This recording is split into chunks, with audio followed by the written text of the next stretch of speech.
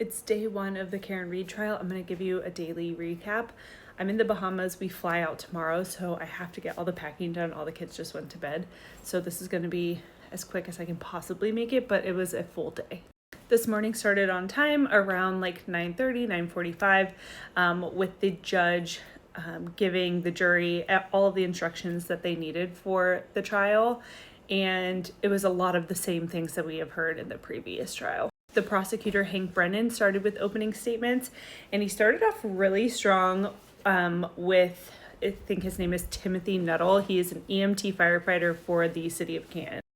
The opening statements are all prefaced around Nuttall's perspective and point of view from the evening, as all the way far back as the 911 call that comes into the station, arriving on the scene through the snow, and then his details with what was happening there on the scene and the chaos of all of it, and that Karen Read was there, and he was the one to hear Karen Read say, "I hit him, I hit him, I hit him." We've been introduced to Hank Brennan already throughout all the pretrial motions. We know his style, we know how he speaks, but he is very monotone. He speaks kind of slow, but I would say that his opening statement starts up a little bit stronger than the first trial with Prosecutor Lally's. He then starts to go into a lot about John O'Keefe's life and more events of that evening. He explained that Karen Read's car went into reverse up to 70% acceleration, and that's what the data from her car will show. Basically, that's the point of impact where she hit John O'Keefe. He goes into here explaining how John's body was found. He says the cell phone is an extraordinary piece of data, which is really an interesting thing to say when there's this many butt dials too. He goes through events of meeting up at C.F. McCarthy's earlier that night, who was there. He states pretty strongly that the defendant had 8 vodka drinks, whereas Lally kind of like made you count them throughout the whole trial. Then Brennan proceeds to use video from her ID documentary in the opening statements. It's the clips where she's saying, I hit him, did I hit him? And maybe backtracking just a little bit about what she possibly could have said. He ends with follow the signs, follow the evidence, follow the data, ignore the speculation, surmise, and conjecture. Now it's time for the defense's opening statement, and that's going to be done by Alan Jackson. Last time it was David Yannetti, and he did step up with guns blazing, as we would have expected, and stated that there was no collision with John O'Keefe. There was no collision. He says that the evidence will show that her car never hit John O'Keefe. And then he kind of has to go back and be like, well, here is why we are here. It's all summed up with one text message, and he explains the text message between Michael Proctor and his buddies, and it's when the friend had said something to the effect like, oh, the homeowner is going to be in trouble, and he says, no, the owner is also a Boston cop. Alan Jackson says that the firefighters, EMT, police officers, there was tons of activity on the front lawn of 34 Fairview at the Albert residence, and who is another Boston police officer, and he never went outside once to see what was going on. Michael Proctor didn't properly secure the crime scene. He never went inside the house. He never interviewed witnesses individually, even though fellow officers of Michael Proctor mentioned that it even looked like he had been in a fight. Exactly those words. He begins to explain the events of the evening, that the Albert family was already at the Waterfall Bar, they were with. All of the siblings were there. Chris Albert, obviously Brian Albert and his wife, Nicole Albert, Jen McCabe and Matt McCabe, all of the children that were there, and that they were heavily drinking. He explains that Chris Albert was a city official, a selectman in Canton, and he has the power over the police department. He explains that Kevin Albert is also a police officer for Canton.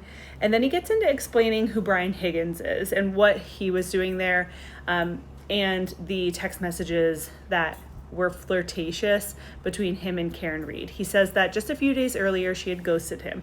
And this was the first time that they saw each other since that point. And the evidence will show that John O'Keefe exited Karen Read's car at 30 Fairview, and he went inside. They had never been to that residence before. Karen wasn't sure, but John goes right inside the house, and then he's stating basically that the evidence shows that. I think that Jackson really does a good job of addressing a lot of the uncomfortable moments in the previous trial, like when Karen Read's text messages with Brian Higgins were displayed and read in open court, and also the text messages and voicemails that were played for the jury last time when she was calling John O'Keefe over 50 times. I think Alan Jackson did a really good job with that, bringing that up ahead of time, because last trial, those were super uncomfortable moments, and it really didn't make sense the way that it was brought up before. So he says that she only did that when she knew he was at the party and he was not answering the phone. And he thought that he was just inside having a beer and not responding while she was at his house with his niece and nephew, who were his children. He says that a doctor will testify that John's fatal injury was the one to the back of the head. And once he sustained that injury, he was unable to move and completely incapacitated.